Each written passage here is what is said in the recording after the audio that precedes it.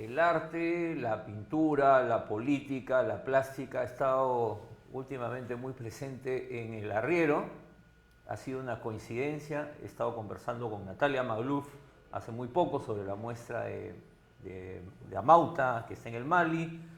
Hemos tenido la conversación con Daniel Lefort, que es editor de la obra plástica de César Moro.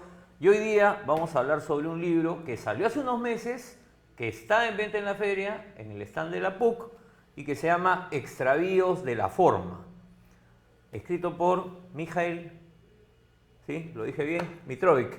El libro tiene por subtítulo Vanguardia, Modernismo Popular y Arte Contemporáneo en la Lima desde los 60. Me gusta además que diga en la Lima y que no diga en el Perú. Mikhail, un gusto conversar contigo. Un gusto, gracias por la oportunidad. Yendo de frente al libro, ¿no? y al tema que trabajas, hay mucha gente, y desde diferentes perspectivas de análisis, que marcan el gobierno del general Velasco como un momento de quiebre, y fue un quiebre en términos políticos, sociales, culturales, pero también como un quiebre en la dinámica artística, en la producción artística, en general, ¿no? Los rockeros tienen todo un discurso, claro, y hay una mitología enorme, pero también el discurso de la plástica, ¿no? Y tu libro nos dice, ojo, eso que se dice no es tan cierto, ¿no? Y entonces quería empezar por ahí, ¿no? ¿Por qué planteas esto? ¿Qué es lo que te hace decir a ti? Bueno, en realidad hubo una continuidad entre lo que ocurría en los fines de los 50 y 60 con lo que vino en términos de la producción artística o el arte, digamos, de la plástica en la época del gobierno militar.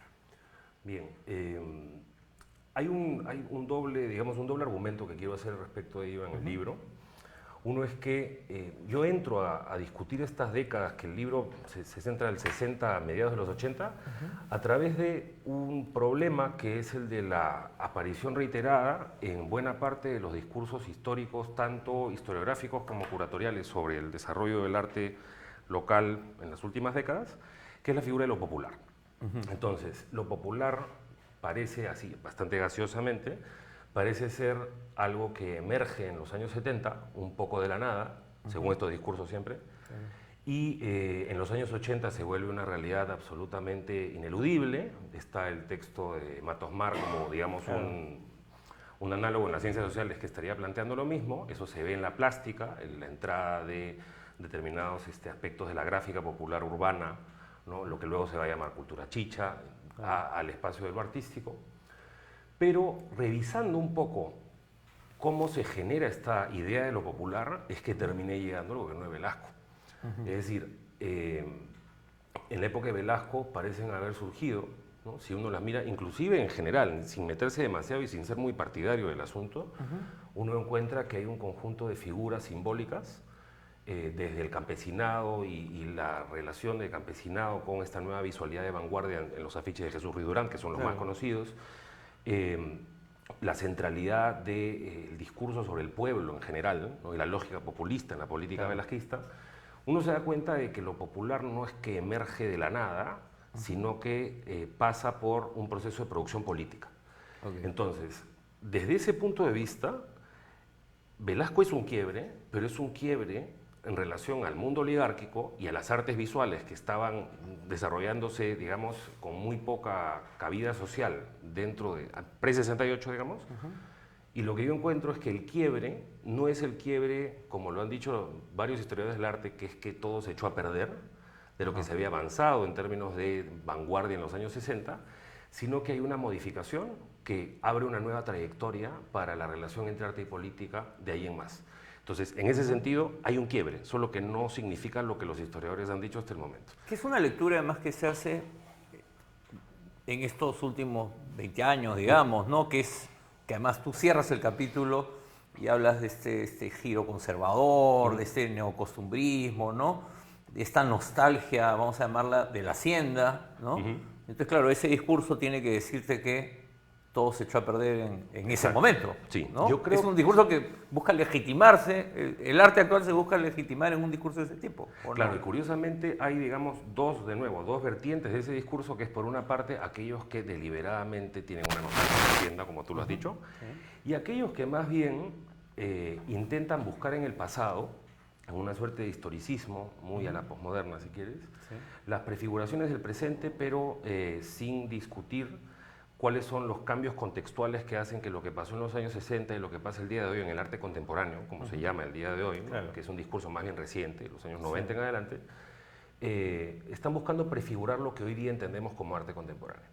Y en eso ha sido clave, al mismo tiempo fue un avance para la historiografía local del arte y al mismo tiempo un punto muy poco criticado y discutido, cómo se inscribe la vanguardia de los años 60, es decir, el grupo Arte Nuevo, la obra de Gloria Gómez Sánchez, la obra de Rafael Hastings, mucha gente que trabajó aquí entre el 66 y el 70 y hubo un momento de experimentación muy interesante, pero muy limitado socialmente, ¿no? Por eso digo que era una especie de enclave. Claro. Y se intenta de alguna manera bypassear los años 70 y decir, lo que hacen en los 60 queda trunco por Velasco. Y luego es como que nos reenganchamos. Exacto, ¿no? Ahora, en el libro tú vas más atrás de los 60 y tú marcas, y es la fecha clave cuando uno lee sobre estos temas, ¿no? La aparición del Grupo Espacio, ¿no? El 47, no hay arquitectura en peruana, ¿no? Y después Cislo, ¿no? El 51, cuando vuelve y dice, no hay pintores en el Perú, ¿no? Y entonces, claro, yo pensaba justo en relación a la conversación que he tenido hace poco con Natalia, en relación a lo que venía en los años 30, ¿no? Siempre hay esta tendencia a hacer estos cortes tan drásticos y decir, bueno, acá comienza todo de nuevo, ¿no? Sí. ¿Por qué ocurre eso? ¿Es particular del mundo del arte o por qué en el mundo del arte se da de esa manera? Creo que es un tema súper importante porque esa lógica, la lógica del parricidio y la lógica del borrón y cuenta nueva, es la lógica de la vanguardia. Y el siglo XX, y en general, digamos, cualquier modernidad artística en cualquier contexto, ¿no? local, ha tenido que jugar ese juego. Y curiosamente creo que eso sucede hasta mediados de los años 80, donde ya no registramos ningún movimiento que pretenda refundar no solo el contenido y las formas, sino la dirección del movimiento cultural, si quieres más ampliamente, local. Entonces, no es una particularidad de acá, ¿no? La lógica de la vanguardia implica... una ruptura, un quiebre, sí. Ahora, es interesante porque lo que pasa con la agrupación Espacio tiene un matiz particular, ¿no? Hay un autor, Peter Osborne, que diferencia entre la lógica de la vanguardia, la lógica del modernismo y la lógica de lo contemporáneo. La lógica de la vanguardia sería abrir las puertas hacia adelante, hacia el futuro, entonces por eso se tiene que borrar el pasado, ¿no? Porque se tiene que ir hacia otra cosa nueva. La lógica del modernismo, que es la de Espacio, es más bien quebrar la continuidad histórica para generar lo nuevo, pero lo abstractamente nuevo, digamos, no es un proyecto específico de un futuro cargado, por ejemplo, de una imagen socialista, ¿no? Cosa que sí pasa en la arquitectura, pero no necesariamente en las artes visuales. Claro. Y es curioso que el pintor insigne de esa agrupación, que es Cislo, haya tenido un discurso que estaba tan anclado en la relectura del pasado a través de los símbolos precolombinos. Claro, esa es otra cosa que además me llamó la atención en esa lectura que Marta Traba hacía de Arguedas y de Cislo, de alguna manera, ¿no? Como complementos. Como complementos, sí. ¿No? Que además, dos personas que tuvieron una experiencia compartida cercana, muy cercana, además fueron amigos, ¿no? Sí. Pero sí me llama la atención, volviendo hacia el presente, porque claro, ahora la idea no es, estamos empezando de nuevo, sino es como que hubo un bache y la historia continúa, ¿no? Pero es una lógica, no sé qué tan moderna sea, digamos, ¿no? Más bien, me parece una lógica más bien conservadora, ¿o no? En buena cuenta, o sea, yo creo que sí, porque una de las cosas que se han intentado dejar de lado es precisamente cómo, para que haya un cambio artístico significativo, y ojo, no hablando de la relación arte y política, solamente un cambio artístico significativo en términos de experimentación, de renovar la percepción estética, qué sé yo, tuvo que haber una articulación con algo que no es del mundo del arte, en este caso el Estado, claro, que permitió que se amplifiquen estas innovaciones estéticas y se lleven a un público masivo que, diría yo, el arte nunca ha vuelto a tener después de O sea, eso. nunca se consumió este tipo de expresiones y manifestaciones como durante el gobierno de Velasco, eso es lo que me estás diciendo. Es que creo que nunca ha vuelto a haber espacios de esa, digamos, lo más parecido en términos puramente cuantitativos serían las ferias de arte el día de hoy, pero tienen un sentido completamente distinto. Claro, Entonces, además, a lo que voy es, la discusión histórica es qué nos lanza hacia ese nuevo momento, a una renovación radical del arte, de los públicos, a la construcción de un nuevo público.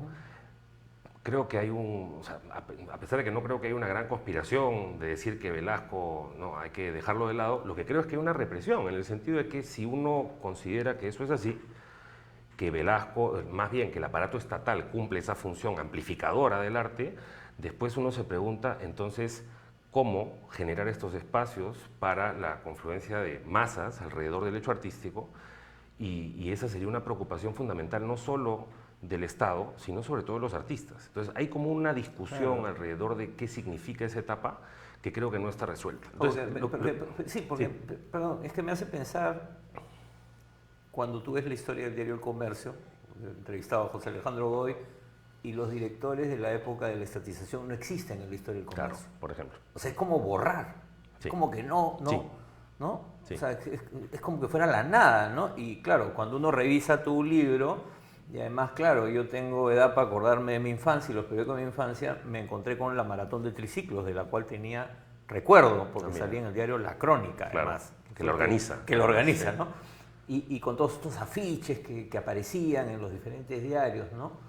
Pero, digamos, esa relación no fue fácil, tú la describes, la relación entre los artistas y el gobierno militar, y no necesariamente había los vasos comunicantes fluían adecuadamente, las cosas Claro. se truncan además rápidamente. En primer ¿no? lugar, porque la política cultural tarda mucho en formularse. Entonces, como dice Julio Ortega en un ensayo de fines de los 70, no es que el gobierno de Velasco haya tenido y aprovechado pues las virtudes de la propaganda, como lo hace Cuba, como lo hacen otros regímenes, sino que más bien digamos, había una autonomía porque no había demasiado control estatal sobre lo que hacían algunas dependencias. Por ejemplo, la Dirección de Difusión y Promoción de la Reforma Agraria, Mirko Lauer y Ruiz Durán siempre dicen que tuvieron mucha autonomía porque tampoco es que había un plan para qué papel tiene que cumplir el arte.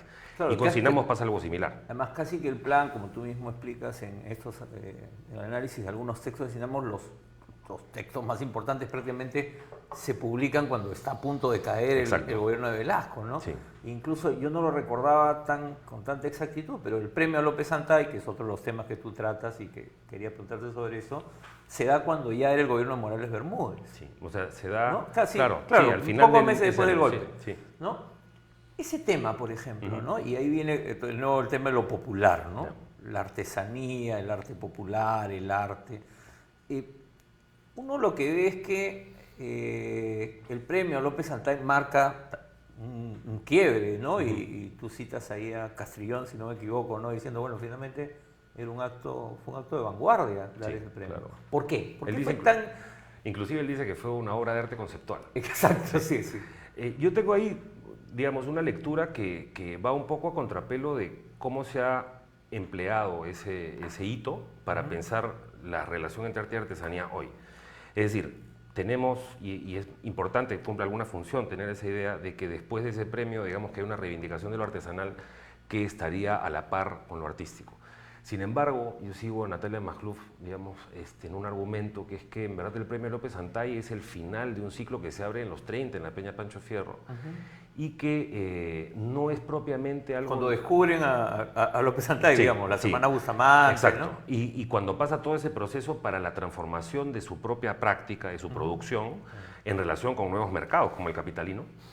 Entonces, ahí es interesante porque desde un punto de vista de procesos históricos de más largo alcance, uno ve que es el cierre de una etapa de reconocimiento de lo artesanal por parte de la cultura dominante, digamos.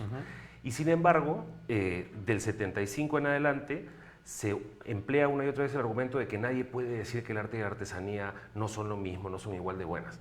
En ese sentido, lo que hizo Castrillón fue, como él dice, una obra de arte conceptual, un acto de vanguardia.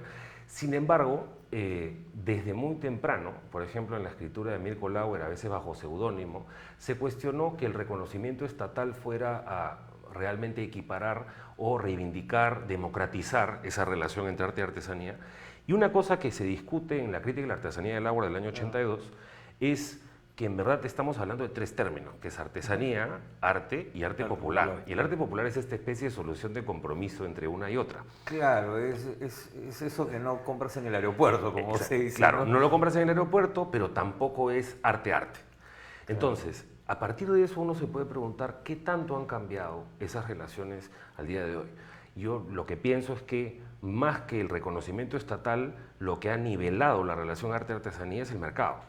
Entonces tú puedes el día de hoy ir a una feria como Rurak Maki y ver que existen piezas que podrían bien circular en una feria de arte sin ningún problema. Pero, digamos, la nivelación por el mercado tiene sus propios límites. Pero están en Rurak Maki, no están en la feria. Primero, claro, ¿no? claro. Hay ahora un poco más de diálogos entre eso, pero lo que quiero decir de nuevo es que esa nivelación no supone que uno esté reflexionando hondamente sobre el valor de ambas formas de producción, que yo sigo sosteniendo que son distintas porque materialmente se producen distintos. Claro. ¿no? Ahora, pero también hay un tema, y a lo largo de todo el libro y de los esfuerzos de estos diferentes artistas peruanos, ¿no? Y sus producciones, lo que uno ve es que tratan de hacer ese sujeto popular, de construir, pero que nunca se convierte en algo que vaya más allá de un sector muy pequeño. O sea, claro, uno ve algunas de las imágenes del libro y cuánta gente vio estas obras, digamos, ¿no? Sí.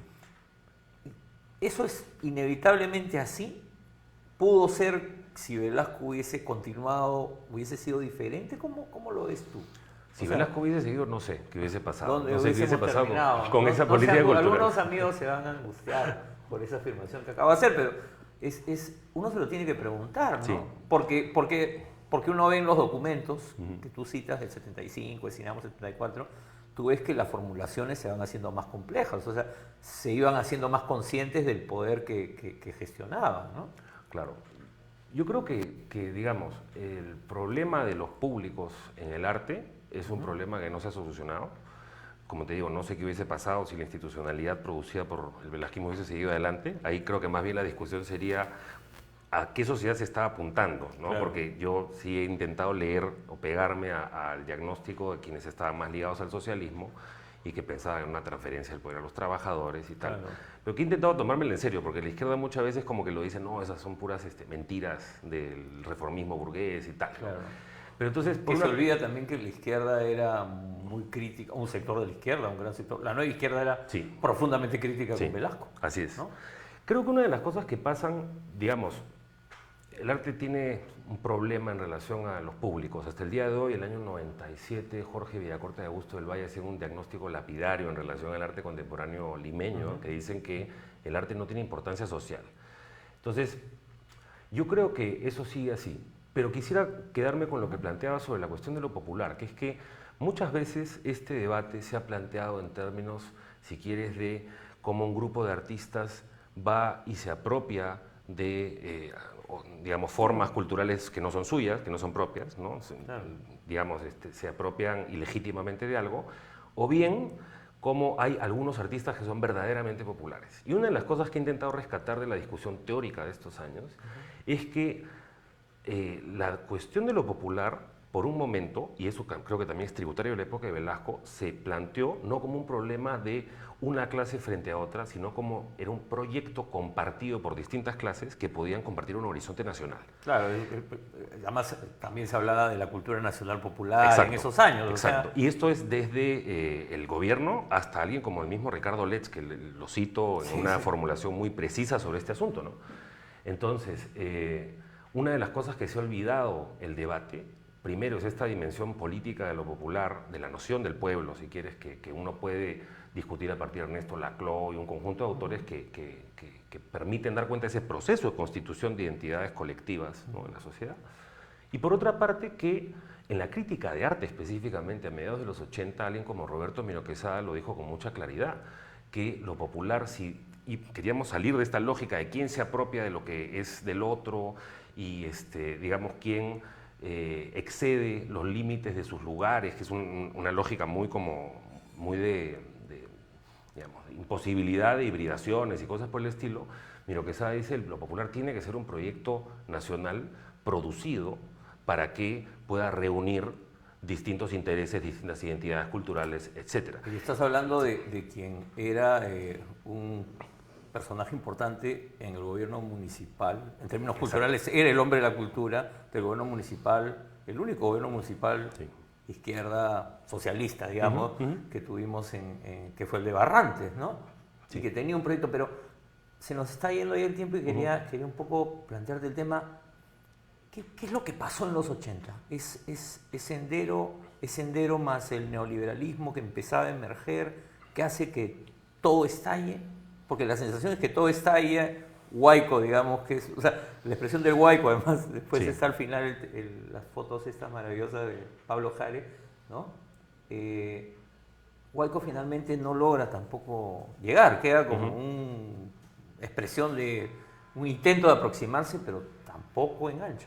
Claro, ahí la pregunta es si Huaico no llega o si no se produce un proyecto socialista factible que pueda alcanzar el poder, que es lo que estaba, digamos, en el horizonte del deseo del grupo Huaico, ¿no?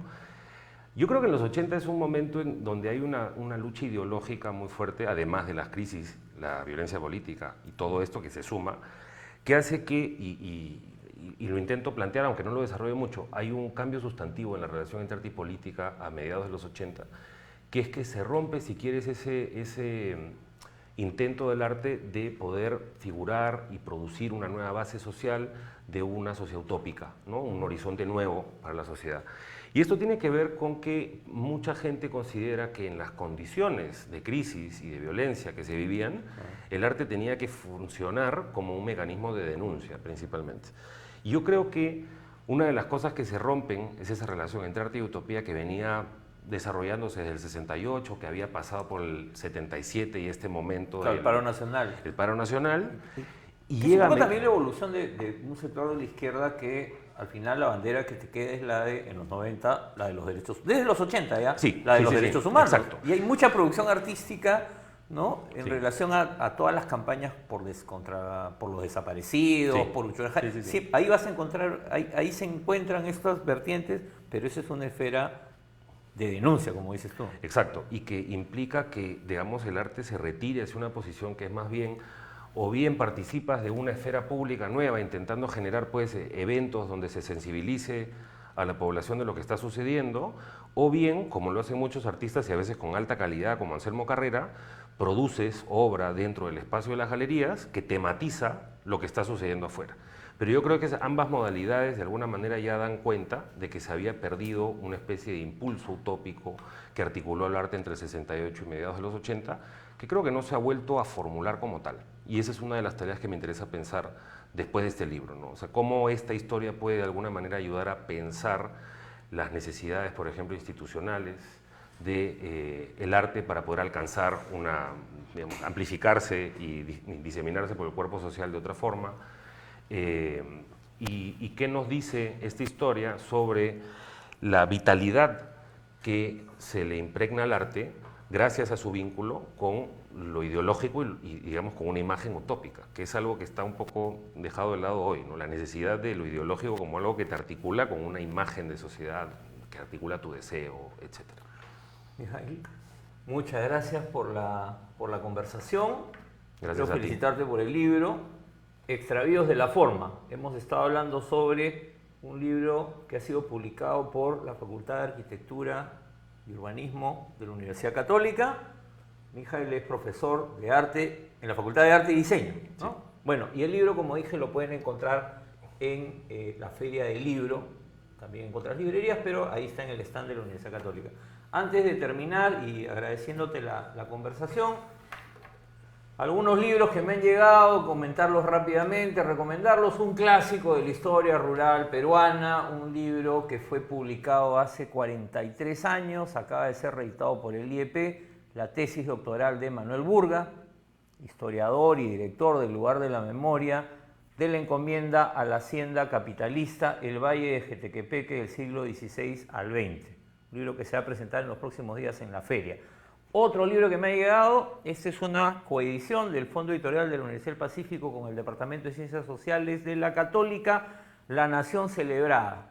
Es una compilación de trabajos sobre un tema que hay que debatir más y que tiene que ver también con los temas que hemos estado debatiendo, conversando con Mijael, un libro editado por Gisela Canepa y Félix Locio, La Nación Celebrada, Marca País y Ciudadanías en Disputa. ¿Qué significan las marcas país, no solo acá, sino en el mundo? ¿Y qué significa la marca Perú? ¿Y qué tipo de discurso y qué tipo de ciudadano es el que la marca Perú construye, o aspira o espera? Otro libro que voy a tener la suerte de presentar el 1 de agosto, La desmesura revolucionaria de Martín Vergel, es un historiador argentino. Lo entrevisté hace unos meses acá sobre la reforma universitaria de los años 20 y ahora está presentando este libro con La Siniestra Ensayos, Cultura y Política en los orígenes del APRA. Porque el APRA en sus orígenes fue un partido revolucionario, aunque algunos amigos míos de izquierda no lo quieran aceptar hasta ahora, 100 años después.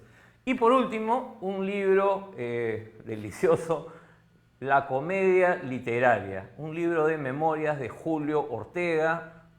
Lo hemos mencionado en la conversación. En los 70 escribía en Correo, fue parte de la generación de los poetas de los 60, un gran crítico literario, y este libro es una delicia. Los que lo busquen y lo compren, es un libro del Fondo Editorial de la PUC, van a encontrar ahí muchas historias sobre la generación de los 60, los personajes del boom latinoamericano, Vargas Llosa, García Márquez, Rulfo Fuentes, Toño Cisneros, Javier Heró, etcétera, etcétera. Así que acá tienen varios libros que pueden conseguir en la Feria Internacional del Libro. Y por último, comentarles que voy a entrevistar a una escritora chilena, Cintia Rimsky, que ha traído varios libros a la feria. Uno de ellos se llama Fui, es una literata chilena. Chile ha traído una buena delegación de escritoras, mujeres, en medio de estos debates sobre la participación, la inauguración que hubo de la feria, que fue lamentable. Sin embargo, hay mucha presencia femenina en la feria y yo creo que hay que también divulgarla y difundirla y respaldar esta lucha de las mujeres. Así que vamos a conversar con Cintia Rimsky y este fin de semana sale la entrevista con Efraín Cristal sobre la obra de Mario Vargas Llosa. Bueno, eso ha sido todo y nos vemos.